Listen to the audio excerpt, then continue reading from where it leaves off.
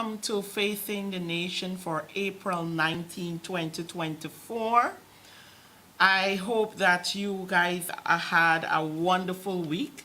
And as we start the program, permit me to remind you to tell a neighbor, tell a friend, call them up, let them know that Facing the Nation is on.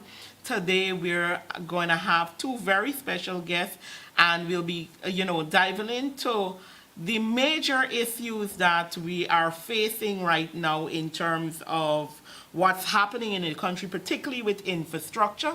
So call up a friend, call up a neighbor, tell them Facing the Nation is on. They can't afford to miss today's program. Join us on the People's National Congress Reform page on Facebook, APNU AFC page on Facebook, the People's National Congress Reform YouTube page, and of course on your local TV, Channel 6. All right?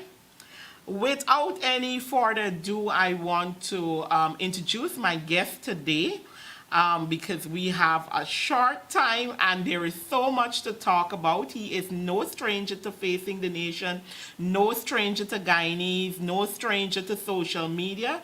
He is none other than the Honorable David Patterson, Member of Parliament. Welcome. Good afternoon to you and your viewers. My pleasure to be here once again. Obviously, we have I mean, interesting times in our country. Yes. So, yeah, pleasure to be here. All right. So I know we don't have a lot of time with you today because you have other engagements. So I want to head straight into what's happening. I mean, there are a lot of things happening, particularly in the infrastructure sector in the country. We know that this government seems to believe that the best thing to do, that's where all their focus should be, all the money should go, it's on infrastructure right now.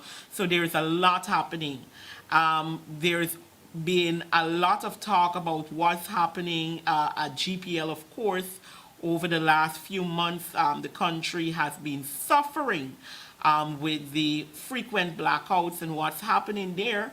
But yesterday, the announcement, because people have been asking questions on terms of the cost of this project, and we see the government now saying that it will cost for them to get this ship. Just the mobilization fee is $1 million US, and we're not talking about what it's going to take per kilowatt. Let's talk about that. Well, look, the issue that you have is simple. Uh, Create a problem, which the PPP did. They've done nothing at all for the last 4 years. So they created a problem. They've gone around and then they've used about six different ministers who came with six different um, tales and lies about what was not done with the APNU in the APNUA at the time. We've disputed that. We provided the nation with the facts and everything like that. So they created a problem. So we have a shortage of electricity, and they created this problem by not buying new sets, by not maintaining the existing sets. And then obviously the country was plagued into a series of blackouts every day, daily blackouts every day. And then in the end, what happened is that like they want to be saviors, and they went and you don't know where they found, and they found this barge out of Cuba through a third party in Kuwait. I want people to make the nexus. They found some company in Kuwait who had a barge in Cuba and who it was just sitting there waiting. This is almost similar to the 17 containers that they found for in Honduras, and that they bought for 27. And then, of course, they announced that this barge will be sailing from Cuba to here and should be Cuba. here sometime in May or those things like that.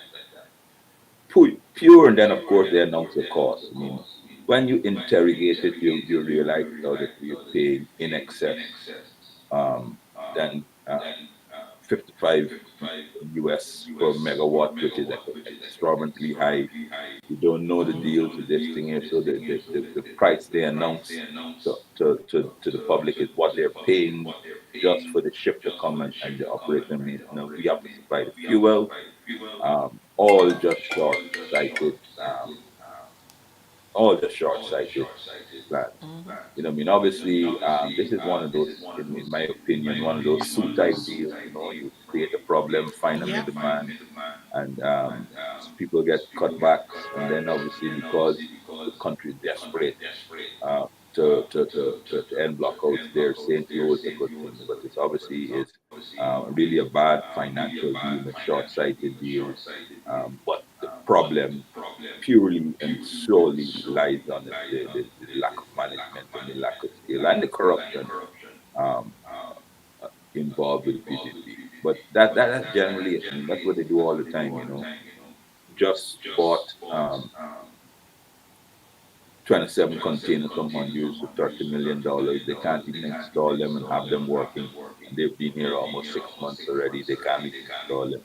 So I'm not no Yeah. faith that that this what they claim that how this ship will be here and started to produce power from May. They haven't even told you how much what we have to do to connect to the power.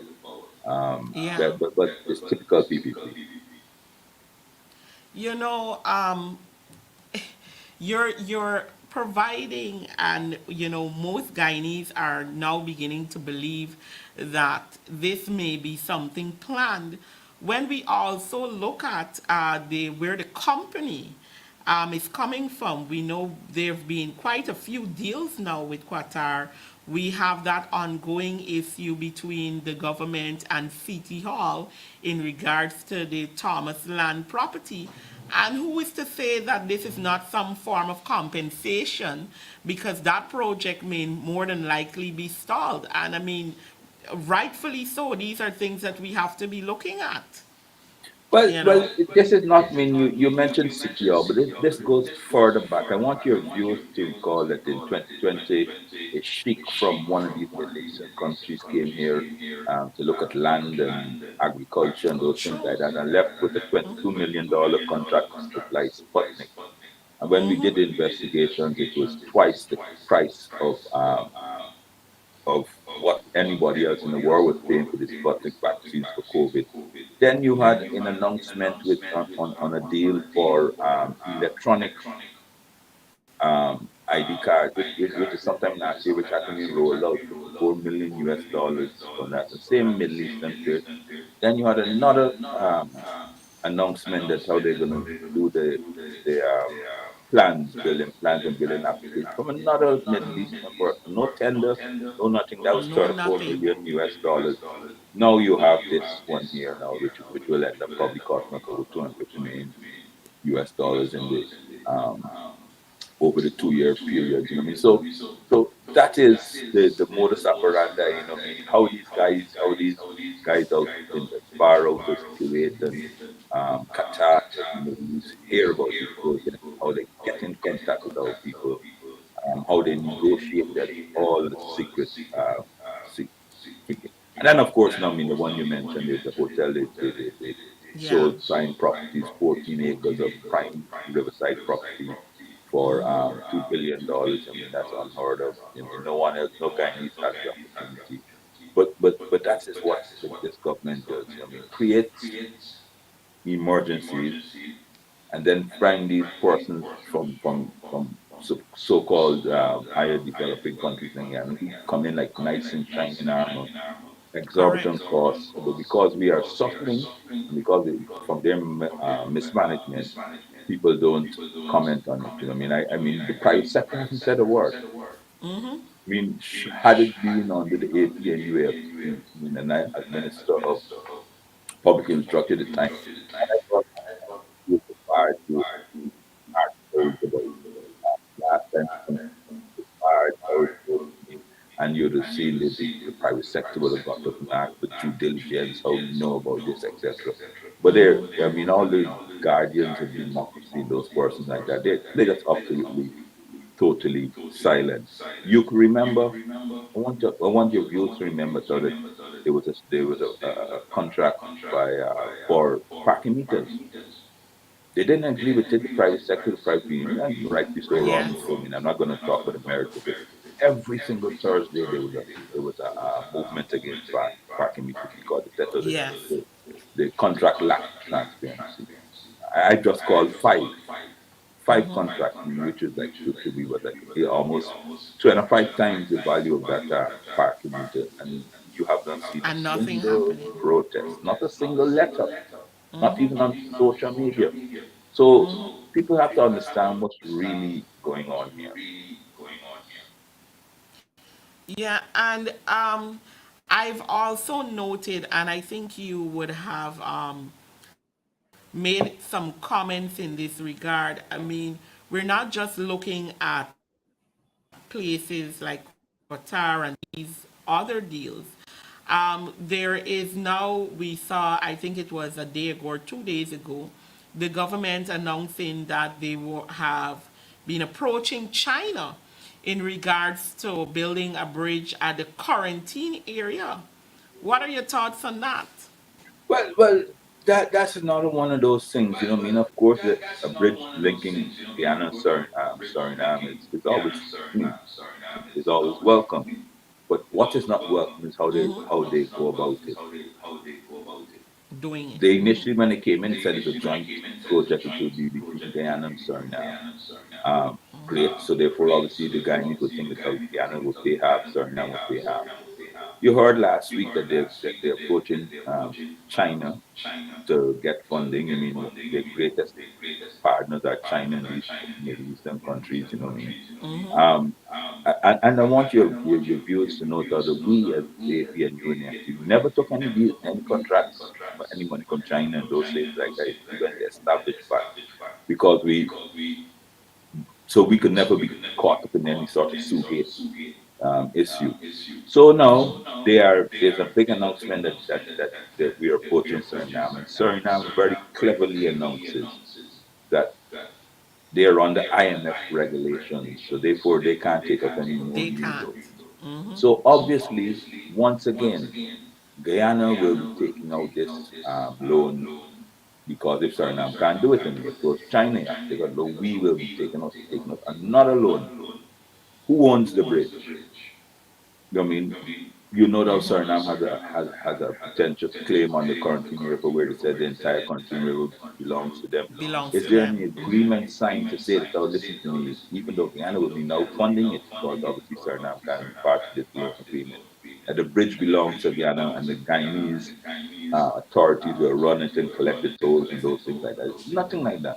Nothing. Everything they do just hear them, scare them, and you know, I mean, half baked ideas, and we simply and everyone simply goes along with it in the name of in the hope of development. But you can't have development like this, whereby the country, the Guyanese taxpayers are having to put the entire bill. They can't. I mean, there's been the amount of loans that we've taken. You know, I mean, our future generations will be burdened with these loans that they're taking. They're taking loans from almost every single person. Any person that says, "Oh, you have money, we're taking loans." This time, we have billions of dollars. Correct. Can't pay people, can't pay anybody, can't reduce income tax rates, can't go and borrow billions and billions of dollars on projects, and every single one of their projects are stalled. Every single one. You know, I mean, you name it, they're stalled. So they're just taking this money, they can't spend it, they're leaving a debt burden on every citizen, you know, born and unborn, and then we have to pay it back. And all of these contracts are delayed and riddled with some sort of irregularity.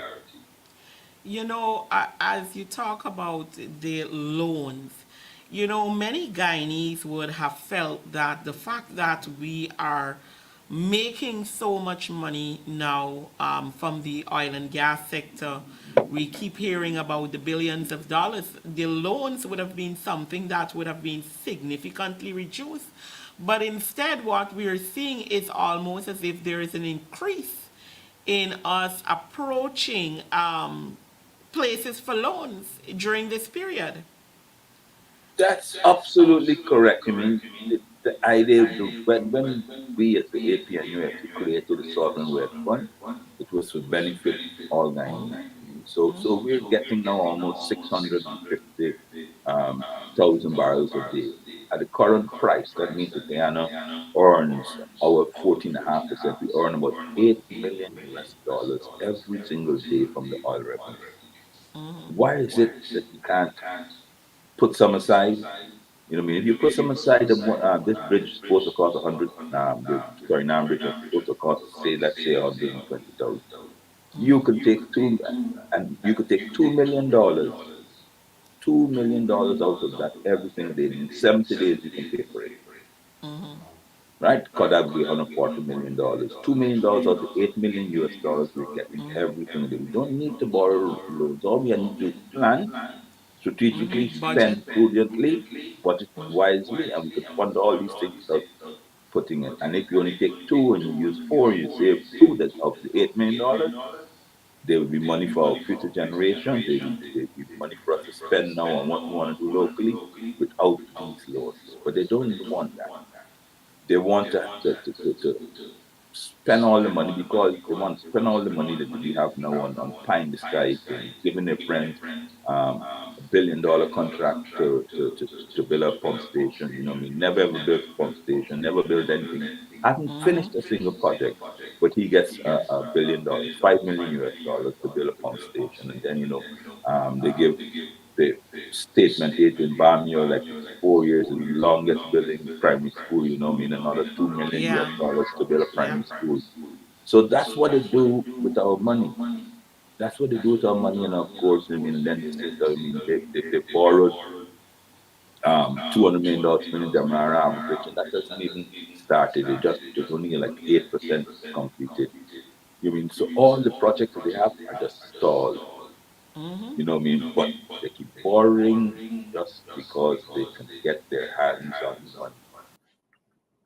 Yeah, you would have when while you were in government as the Minister of Public Infrastructure, you would have inherited a deal that the PPPC obviously would have concocted how they usually do in the same fashion and style for the airport.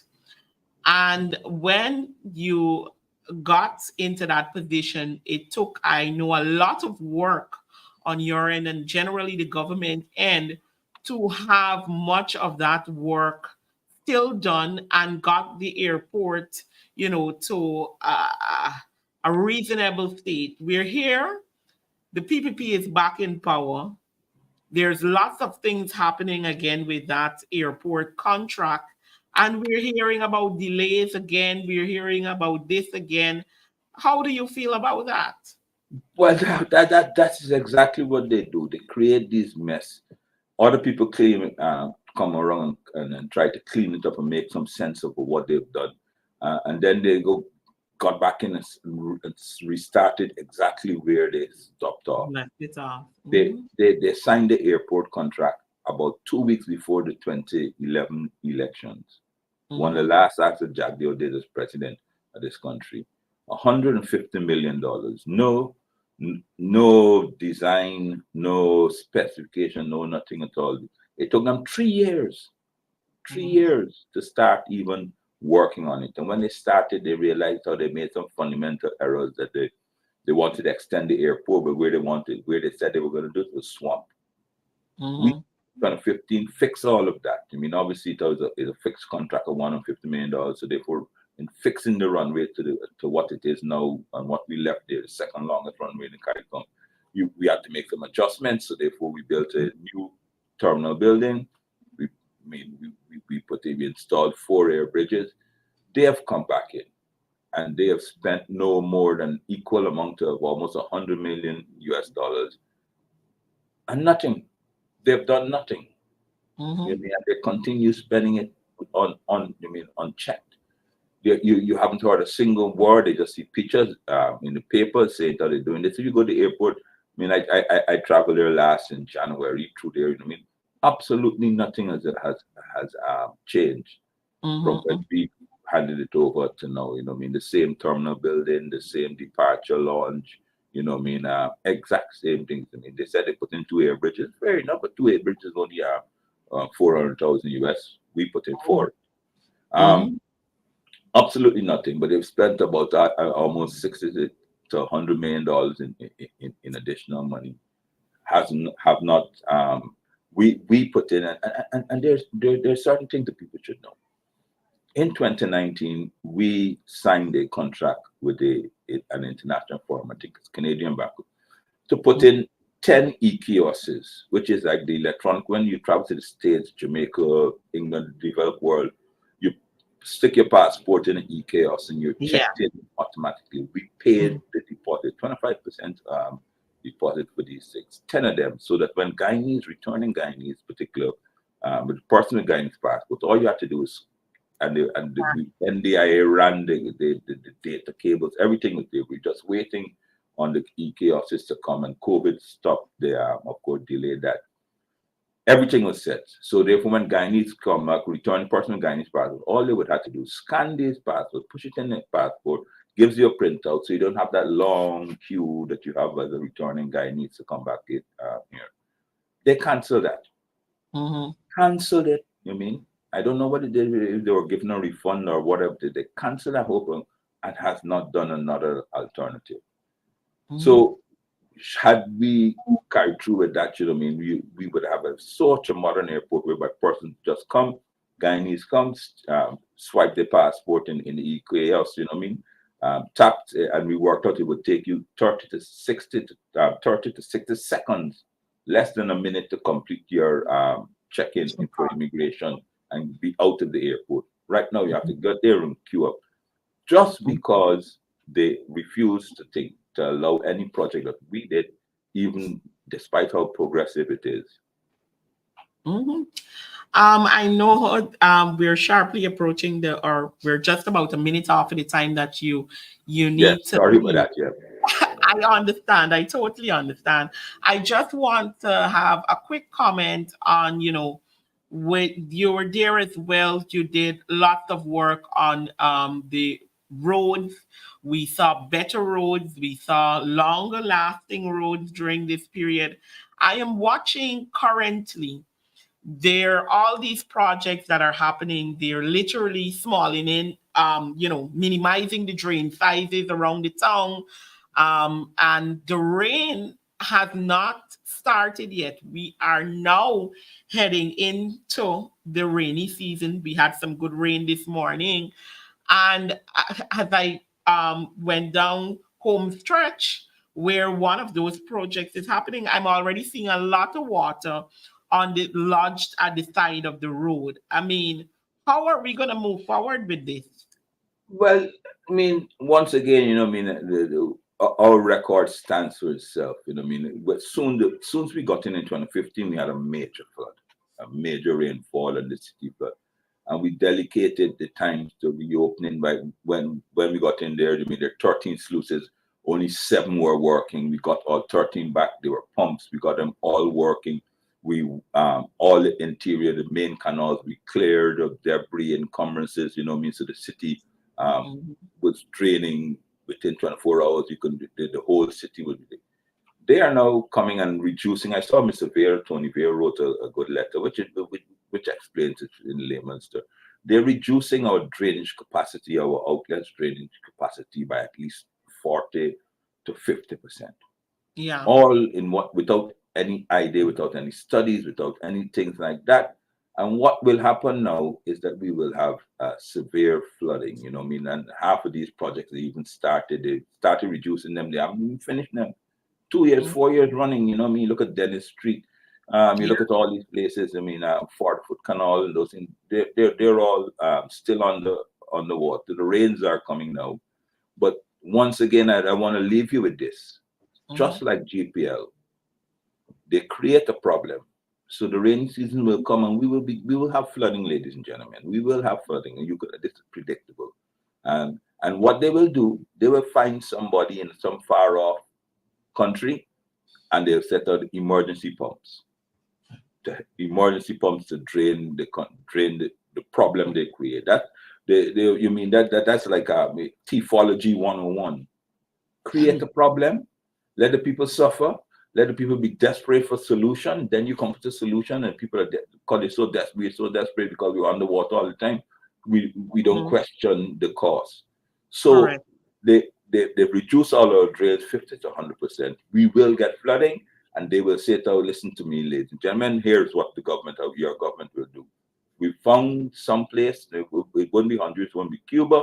It'll probably be Afghanistan, Uzbekistan, or someplace like that. We found 40 pumps ready to be deployed, and they'll be deployed in Guyana within the next 6 weeks to ease the flooding." And people will say, "Oh, well, yes, the government doing," but they created a problem so that Correct. they can do what they want to do to solve it.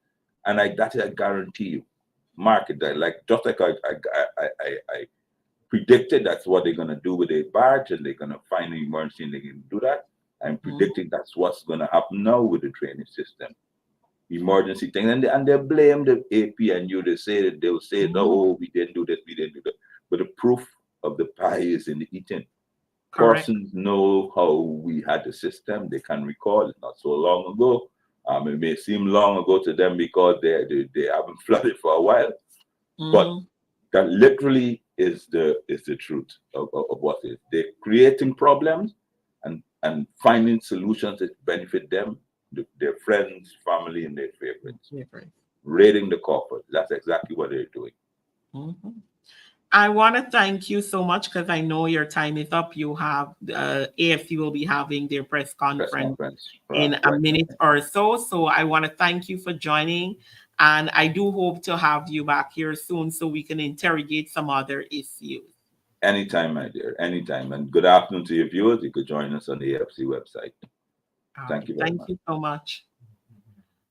All right, viewers. So you were listening to former Minister of Public Infrastructure, Mr. David Patterson, as we talked about some of those issues. And I want to stay on the same conversation that we would have left off, and we'll continue to talk about infrastructural work. But my next guest today is none other than Mr. Sherwin Holder, chairman of the People's National Congress Reform, and he is the Shadow Minister of Natural Resources, Member of Parliament. Welcome, Mr. Holder. Hi, thanks And for now, having me, Shanika. yes, now I'm hearing you. Yes, it is my privilege to have you on the program. We usually don't ever have enough time to go over the things that we have, but we're going to see how best we can do. I wanted to bring you in on the conversation that I just left off with Mr. Patterson. I was talking about the situation with the roads that we are seeing. There are projects coming up left, right, and center, particularly in the Georgetown area. I'm seeing a lot of residential areas as well being affected, where we're for some reason seeing that in residential zones, for some reason, the government wants to widen the road in those residential areas. I'm looking at places like Bel Air, etc. We're seeing that happening right now. You see home stretch as well. There is a widening project going there. The largest drain, which is on the side with, I believe, Kanu, etc. We see them filling that big drain. We've already seen them narrow on the other side. And today, a bit of rain fell this morning, and we are basically looking at all of that water that is already being launched on home stretch, and every drain or trench in that area is already flooded. Oh, yes, Janika, thanks. Look, we have to look at this whole thing in the historical context of the People's Progressive Party. I want to take you back before I actually get to the issue at hand. I believe that the People's Progressive Party is in a state of mind. Uh, and let me explain. In a particular state of mind, over the 23 years that they were in power, they were not able to really achieve anything tangible, anything that they could show that, look, this is what we did over a period of over 2 decades, 2 decades plus 3 years. And so and so that has to be taken against the backdrop of what the PNC did while the PNC was in power from 1964 all the way to 1992. The PNC has some remarkable projects. We had a decade of development where we had the largest floating bridge. We had the multilateral school expansion across the development and expansion across the country. We had highways all the way from Borbis all the way down to Region 3. Mhm. There are so many infrastructural projects that the PNC, the Linden Highway, which still Yeah, stand, which stood the test of time, that is still there. Of course, now there is need for repairs. But what I'm trying to say to you is that you have to look at it from this angle. There are a number of angles that I want to analyze it from, but this is one of the angles. They don't have anything tangible to show. And so, given the fact that they now have this oil money, this oil wealth, they have loaded the budget with it. The budget mainly is an infrastructural budget. It does nothing for the ordinary people, really. In yeah, terms of the development of their lives, we see the economy plunging. We see the cost of living on the increase. That is actually an understatement. The cost of living is pretty much high and overbearing for most of the people in this country, the ordinary yeah. people. And so we have to look at it from that perspective. They have a lot of money now. um, they are a corrupt government, so you have to take that into consideration. They're only looking to dole out these projects to their friends, family, and favorites. And so, in my view, they would have overloaded their friends and family. Some of them don't even have the capacity. And I know you'd want to get into some, you'd want to identify certain specific projects, and we can Yeah, come to that. But I'm giving you it broadly. They don't have the capacity. Many of them are now getting into construction. Many of them are housewives listed as constructor. And I have nothing against a woman developing and having. But what I'm saying, some of these projects, when you look at it, $200 million. You can look at the Bamia project, how many hundreds of millions of dollars to DJs. We can look at, mhm, and I know you want to discuss further, TPU Group, yeah, headed by Critic. Those are all examples, and so this is what is creating the failure on their part. They don't have a plan. They're just, as you rightfully highlighted, you just see infrastructure projects are just taking popping up. place randomly.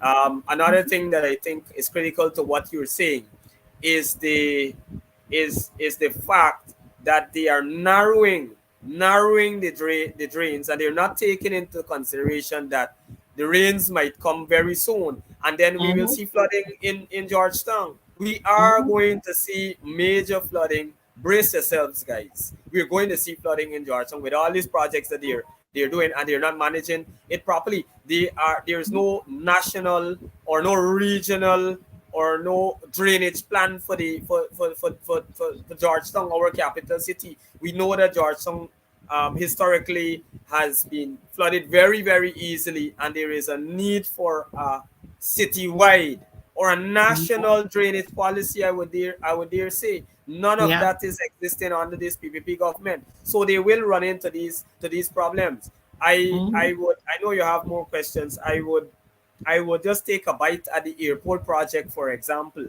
Yeah. Myself as chairman for the Economic Services Committee, I had one Jill in front of my committee just on the 10th of this month. And I Mm-hmm. asked the question, why is it that this airport project just keeps going and going over a decade long, way over? We continue Yeah. to pour billions and billions, and we're not seeing where these monies are going, the projects are marred by delays, and you're not saying anything to the nation. His simple Mm-hmm. response was that in places the US, you see these big airports continue to expand. That is unacceptable.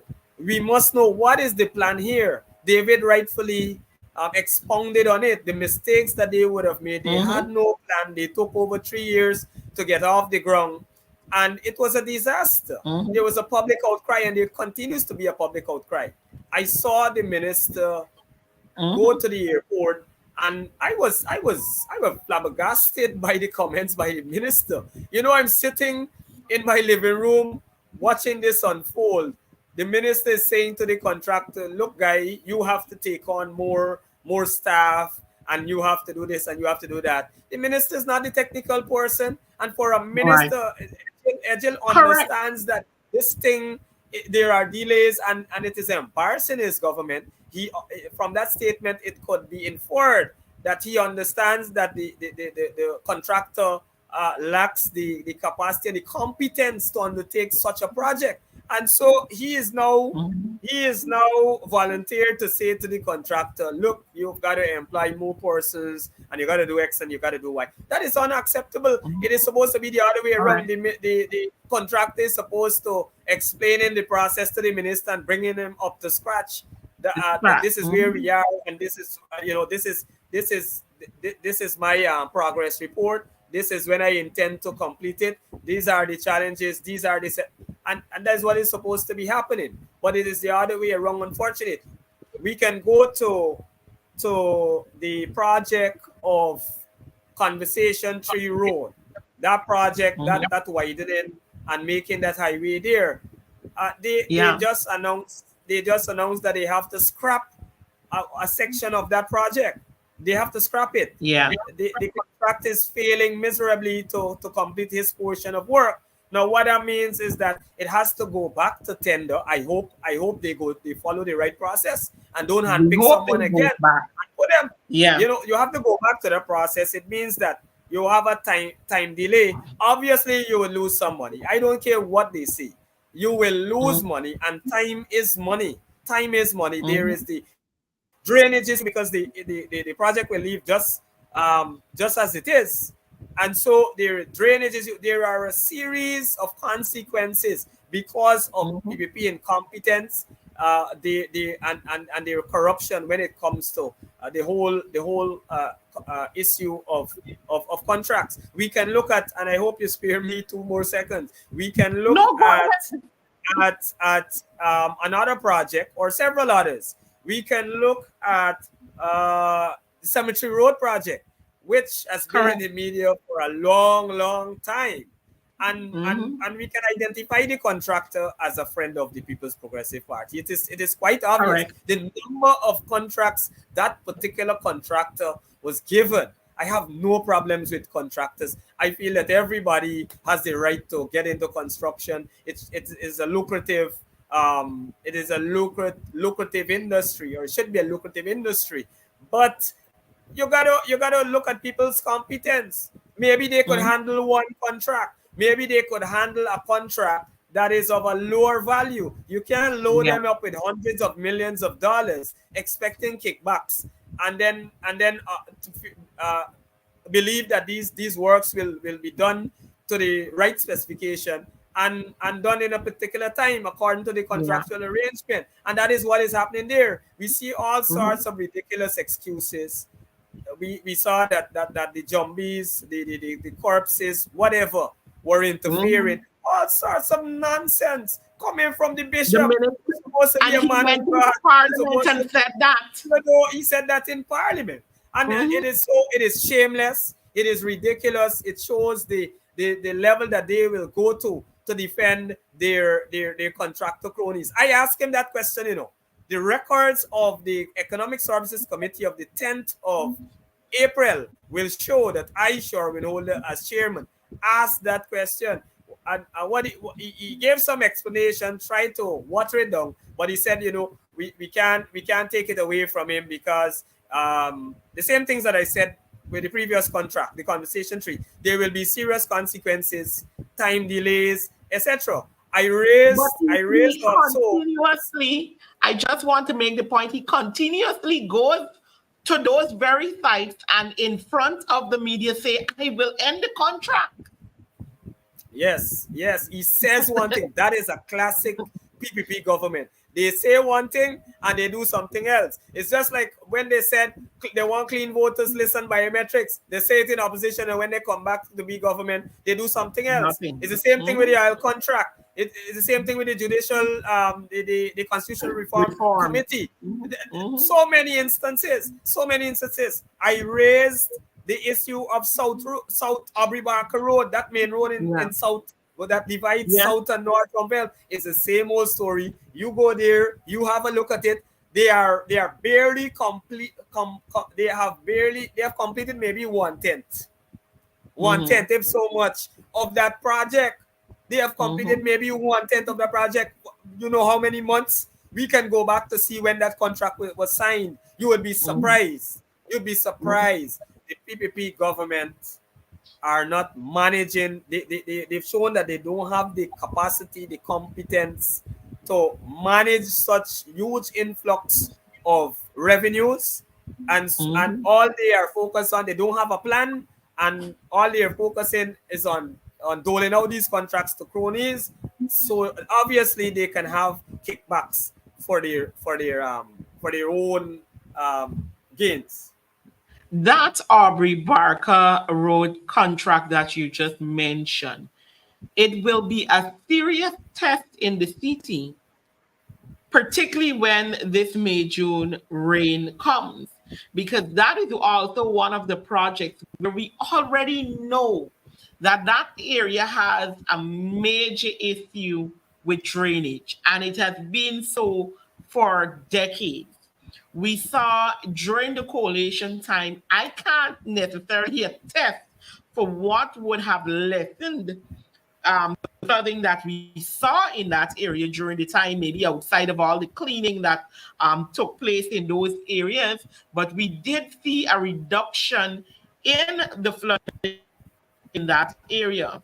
Now, that took a lot of cleaning of the big drains that were there. And on that road, you have one of those major drainage points that were there. And basically, with this project, we have seen most of that drain disappear. I am extremely worried about what will happen in that community with the project. It doesn't even seem halfway through, and the fact that many of the areas have already been closed. And what will happen? Shanika, that is what we've been saying all along, and we keep banging it. These people don't have a clue. They don't have a plan.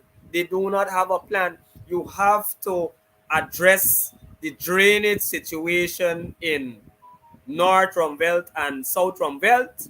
Before that is Mhm, critical. Before you go to expand the road, you need to mhm, address the most critical issue. You have to prioritize as a government, and this is basic. this mhm, is this is management 101, Shanika. This management mhm, 101.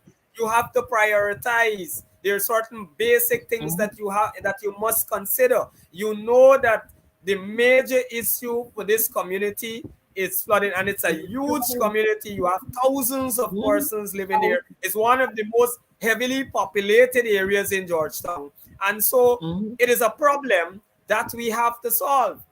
We did, as you mhm, rightfully said, we did certain things. We took certain steps in ensuring mobilizing mobile pumps ensuring that those who are responsible to do certain things with the sluices, they do it on time, they do their job, and you had this kind sort of efficiency. So while you Mhm. could not have determined what Mother Nature would do, you still Mhm. took the necessary steps, you preempted certain things, and so that is why we were on top of our game. This administration is doing quite the opposite. They're putting the cart before the horse. You're going to do road expansion before you address the critical issue of drainage. Mhm. And yes, they will Mhm. say, oh, we're doing a big drain alongside. That is not it.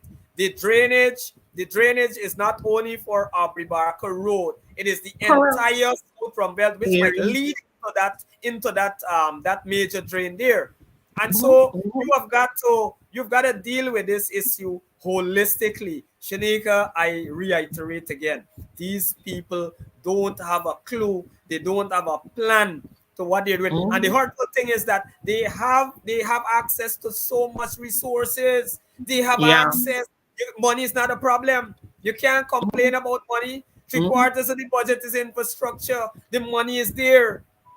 And so it is Mhm. just a matter of their incompetence and the corrupt nature of the People's Progressive Party, the lack of vision, the lack of plan, proper planning to deal Mhm. with the infrastructural works that they have now embarked on.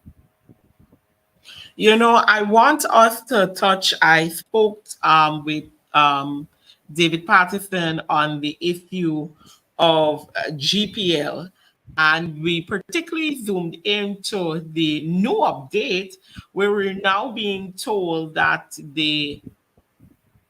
they'll be paying 1 million US dollars for mobilization of that ship. And then, of course, there's the added cost per kilowatt, some 6 point something cent, US cents, that is, per kilowatt.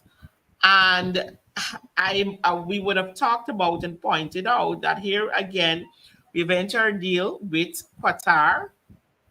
We also remember the issue with the hotel, and he also brought us back when the sheik was here, who came on one mission and ended with a deal Al for Maktoum. vaccine to COVID-19. So we're looking at that. What's your thought on that? Look, the PPP, again, I want to put this thing into context. In my Mm-hmm. view, this government creates certain crises in society so that Mm-hmm. certain they can achieve certain things. I wouldn't Mm-hmm. put it past them of allowing certain things to happen. Look, if we go back to when they came into government, why would you scrap a system that is working? You know, when you left government, the mess that you had there, you were incapable of handling it. It was out of control. The opposition came in and dealt with it. We put a strong plan in place, a moving plan, a 5-year plan that constantly moves. We brought in the technical people, we operated professionally, and we got the job done without oil money. Why would you come in and dismantle such a plan? I could only conclude that there are underlying motives here. There are underlying motives here.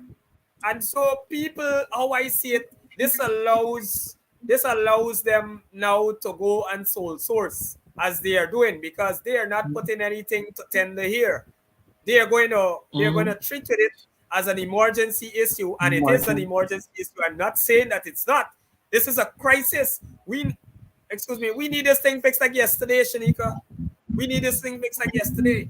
And so it is an emergency, but they are going to use that to outsource, and they have particular areas that they go to. It is by no accident that they are going in a particular region to Particular. engage a Mm-hmm. particular company to do certain things. And so Mm-hmm. what is being revealed there is quite alarming. Uh, uh, 1 million US just to mobilize the ship, and there are so many questions. I am told that we have to pay for the fuel. There's all sorts of arrangements here that is questionable.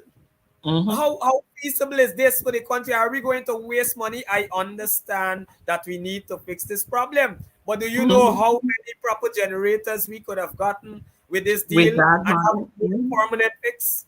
Rather than this Mm-hmm. is a 2 years arrangement, and so that money that um that million US that is gone. That's an expense that's just gone. That's gone with the wind.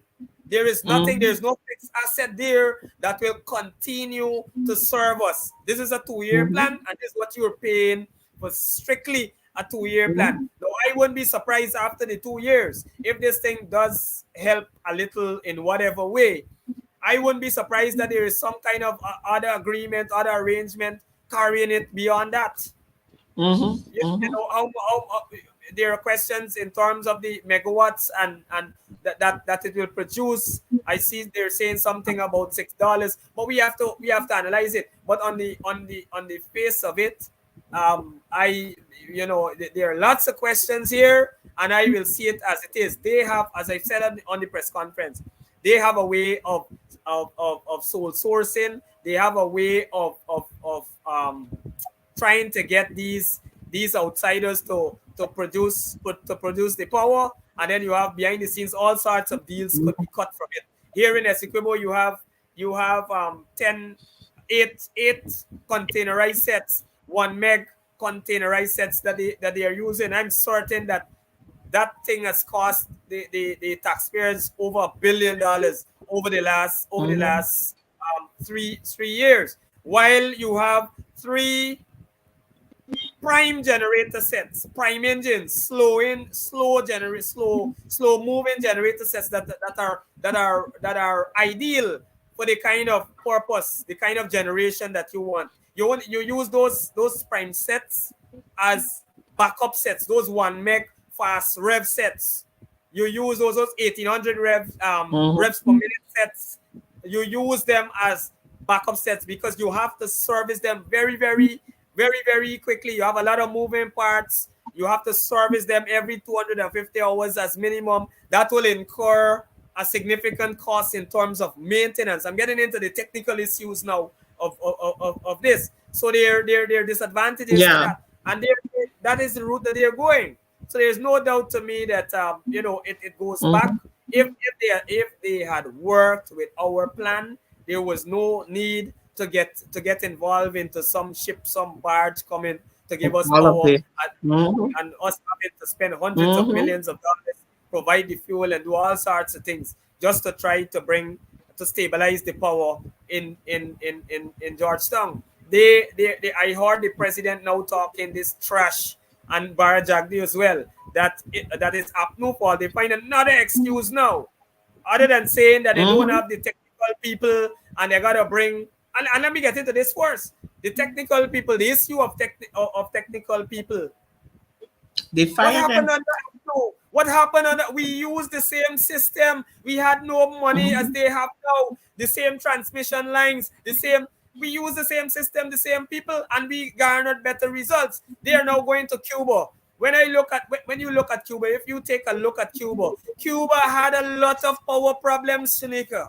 Cuba Yeah. had a lot of power problems. So I'm Mm-hmm. questioning the logic in bringing technical people, saying that you need to bring technical people from Cuba who Mm-hmm. obviously can't solve their own power problems there, but you're bringing them in Guyana here to They solve have to get a ship. power problems here. Then we go to the issue of Amelia Falls. The next excuse, Amelia Yeah. Falls. We all know what transpired with Amelia Falls. I've been requesting and campaigning for somebody to put up Amelia Falls right now. I am certain, without a shadow of Mm-hmm. a doubt, that falls is bone dry. Kaichor is Yeah. barely dripping, the mighty Kaichor. And we've seen before what would have obtained with Amelia Falls. It can be the solution. You have dry Correct. season now. Where would we have gotten 160 megawatts from Amelia Falls? It would not happen.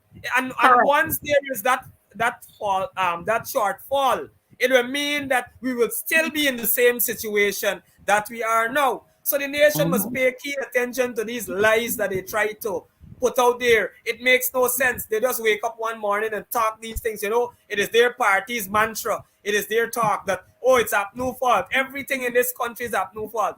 The dunces of persons in this nation would know that when we took office, there was a problem with power in this country in a major way. And when we left office, it was a Mhm. different situation. Correct. We would have reduced the blackout situation in this country. Significantly.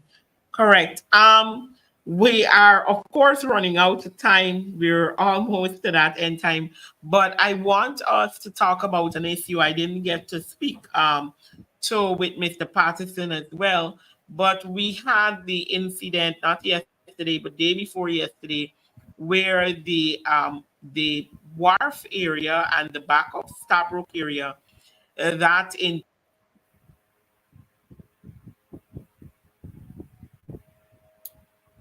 Folks, it seemed as though our host would have lost connection. We're just waiting for her to sign you're back in. hearing it.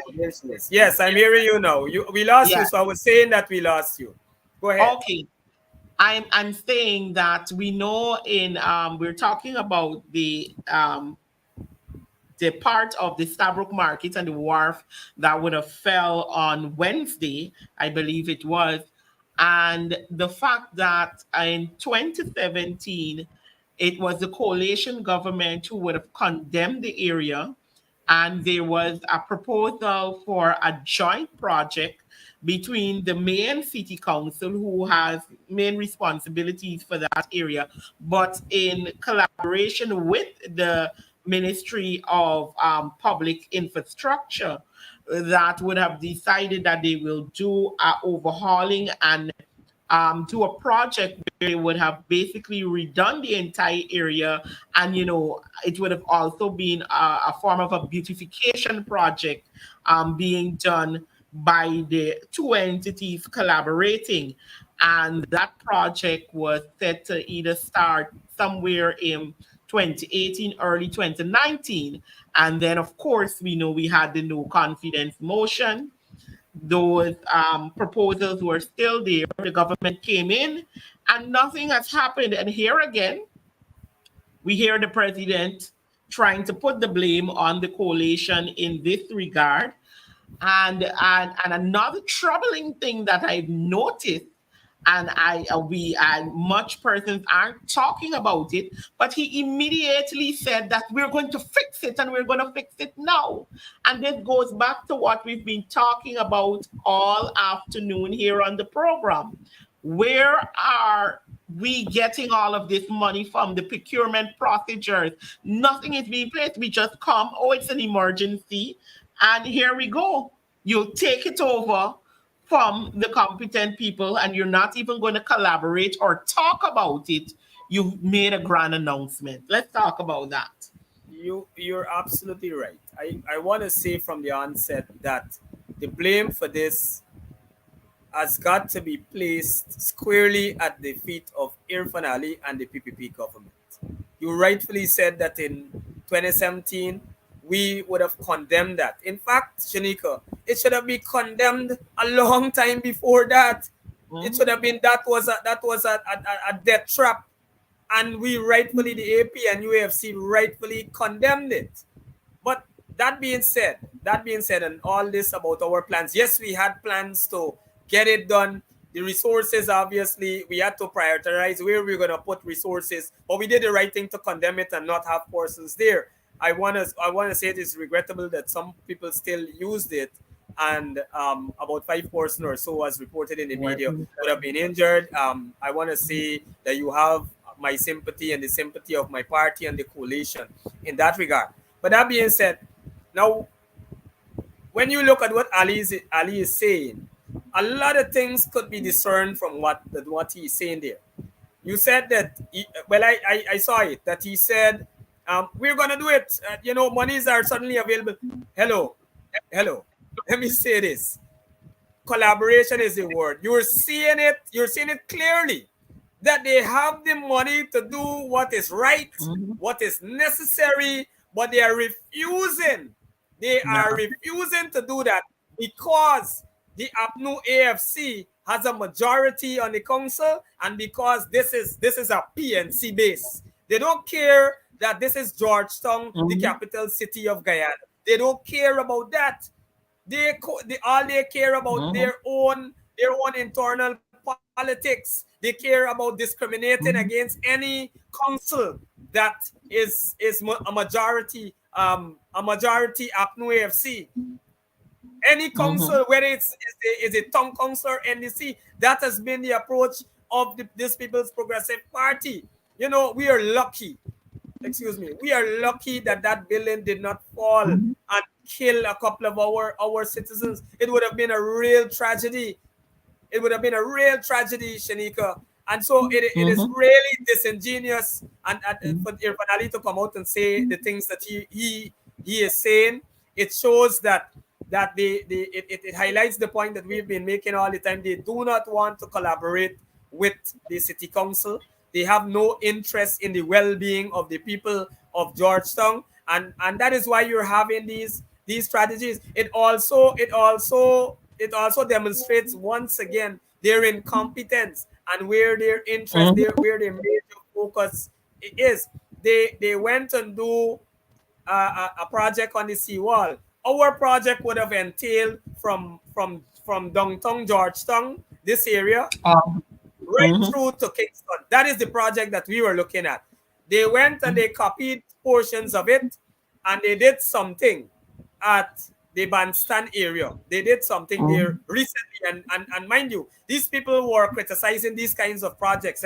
They were telling people that you can't eat road and you can't eat parks and you can't eat these kind of projects. But they went and they copied it. But the problem is Mhm. that they don't know how to prioritize. You got to set your Mhm. priorities straight. You got to fix that debt trap that is there. That is the important thing, and that serves not as a place to go and lime. This is income we're talking about. This is Mhm. income for the livelihoods of those vendors, those poor vendors out there. They will have a Mhm. place where they can put their produce out, and people can buy from them, and they can and it can sustain them. It can sustain their Correct. livelihoods.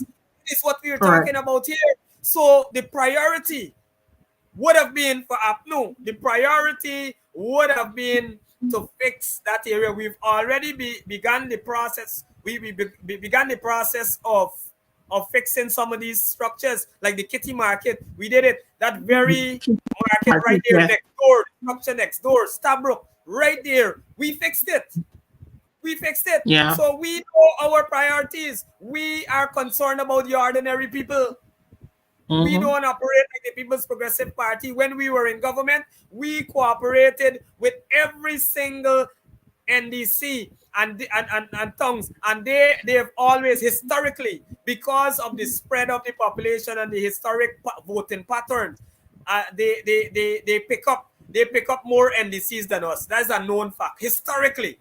But we cooperated with them. We raised the subvision. We trained them. We provided training. We called them to meetings. We Mhm. worked out a plan for them. Many times they didn't come. They didn't come. Barjagdio and the PPP told them not to come, not to cooperate with the AP and UAFC. But we still forged ahead in Mhm. the interest of this country, in the interest of unifying, in the interest of taking care of all Guyanese, Correct. regardless of race, regardless of which political party you vote for. And that is how we operate all the time. And that is how we will Correct. continue to operate when we get government next year. Thank you. As we're out of time, we have to do this more often, but we're out of I time agree. I agree. right You now. bring out the best in me, Shanika. Yes, we'll definitely be having you here more often. I want us to close up, um, we know that elections are on its way. We see that the PPP is campaigning, they're in campaign mode.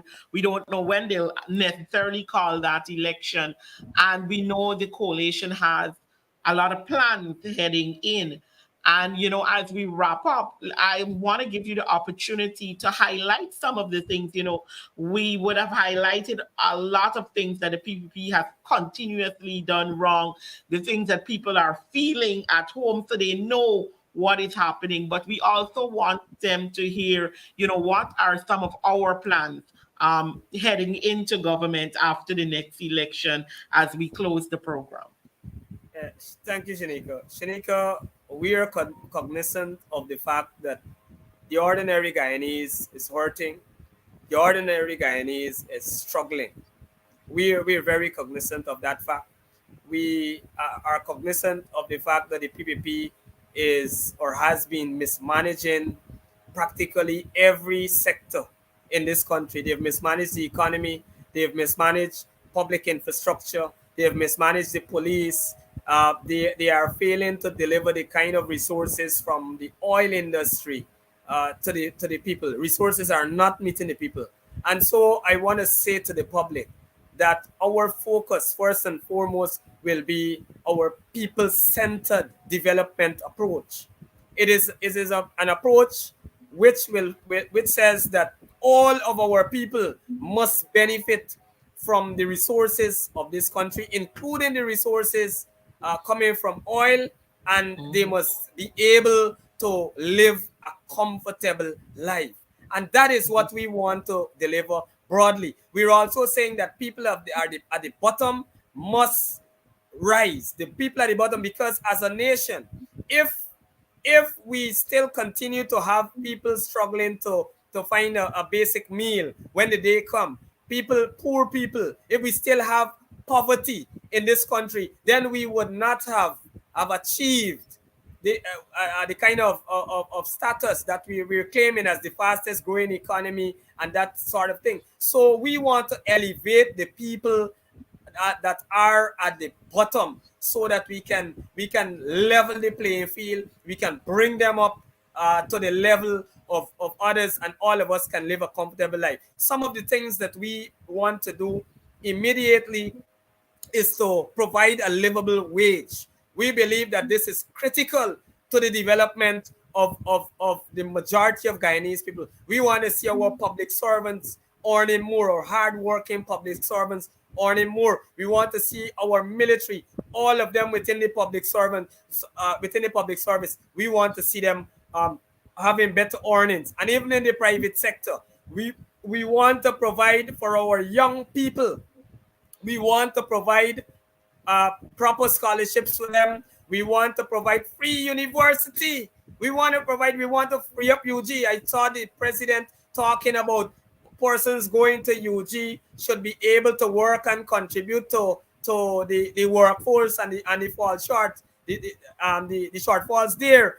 We have a different approach to that. We want to have free university, and to provide stipends for them, stipends while they're going to university, so that they can take care of their expenses. We will have a comprehensive agriculture program. Agriculture is one of the keys to reducing the cost of living. You must have more food, and food in abundance on the market, so that you can reduce that food cost, that heavy food cost, and the cost of living that we have. We want to focus on expanding agriculture to regions 1, regions 7, 9, and 10. Those areas we want to focus on, to have much produce coming out from there. We want to have a professional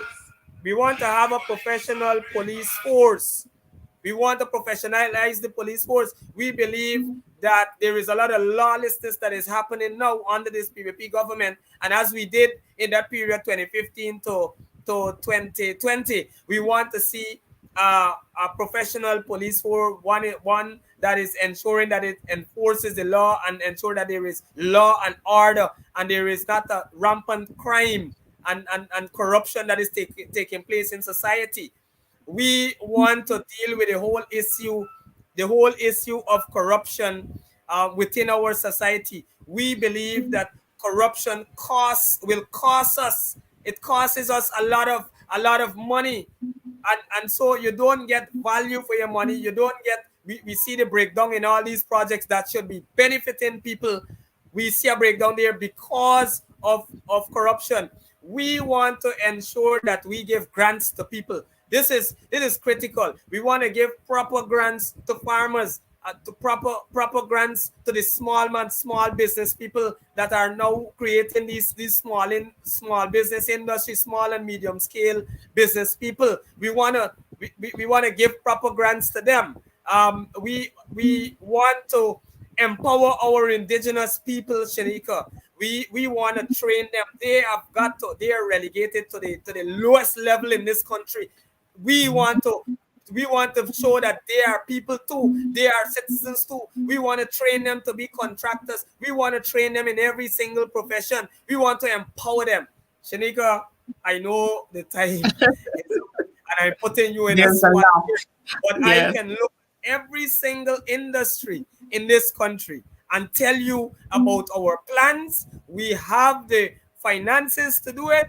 We will run a clean government. We will run one that is transparent. Our oil industry, we will run it better. We will ensure that we get better, much more resources through audits, through better scrutiny of the oil and gas industry. We will train more people within the oil and gas and within society to do certain things. And so we will provide a better life, a better Yeah. life for everybody, all of our citizens. That is what the next coalition government guarantees to the citizens of this country. All right. I want to thank you so much, Chairman, for joining the program today and, of course, giving great insight to everything that we would have discussed. I want to thank my viewers again for joining us today, and please be sure to join us again next week, same time, 12:30 to 1:30. I want to remind you, as citizens, we have our responsibility to keep and hold governments accountable, no matter who they be, and we must play that part. As when we help to keep the government accountable, our politicians are able to do what is necessary to stand up for us and to represent us better. And whenever the next general and regional election is called, you bear in mind the issues at hand and do what is necessary to put the People's Progressive Party out of power. I want to thank you once again and do have a wonderful afternoon.